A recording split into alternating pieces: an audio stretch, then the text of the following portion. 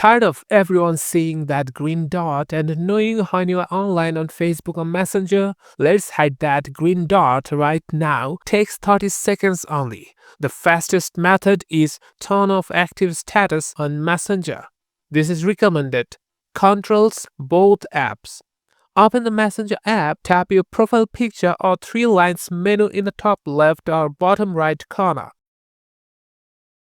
Look for active status and tap on it, or active status or show when you are active or something like that. You will see the toggle show when you are active. Toggle it off, gray or switch left.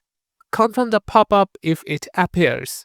And done. The green dot and active now status are now hidden from everyone on both Facebook and Messenger. You can still message people normally, they just will not know when you are online. Alternative method is directly from your Facebook app if you prefer.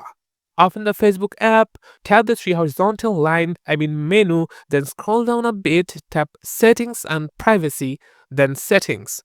Scroll to the Audience and Visibility, then tap Active Status. Toggle Show when you are active to off. Confirm any warning, same result, your online status is hidden everywhere. There you go, your online status is now completely hidden on Facebook on your Android phone.